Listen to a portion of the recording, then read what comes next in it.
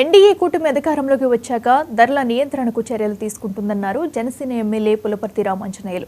పశ్చిమ గోదావరి జిల్లా భీమవరం రైతు బజార్లో నిత్యావసర స్టాల్ను ఎమ్మెల్యే ప్రారంభించారు. బహిరంగ మార్కెట్ కన్నా 10 నుంచి 15 రూపాయల తక్కువ ధరకు బియ్యం, కందిపప్పు తదితర వస్తువులు దొరుకుతాయన్నారు. రైతు బజార్లోనూ పట్టణంలోని మాల్స్ వద్ద ప్రత్యేక స్టాల్స్ ఏర్పాటు చేశామని తెలిపారు. సామాన్య ప్రజానికం ఈ సదా అవకాశాన్ని వినియోగించుకోవాలని కోరారు.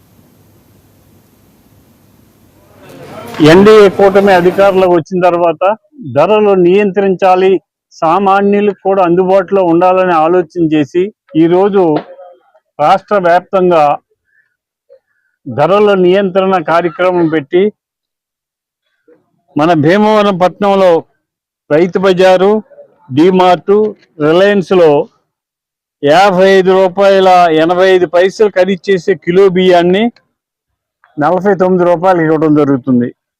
52 రూపాయలు 40 పైసలు విలువ చేసే బియ్యాన్ని 48 రూపాయలకి ఇవ్వడం జరుగుతుంది. కందిపప్పు 181 రూపాయల కిలో చేసే కందిపప్పుని 160 రూపాయలకి ఇవ్వడం జరుగుతుంది.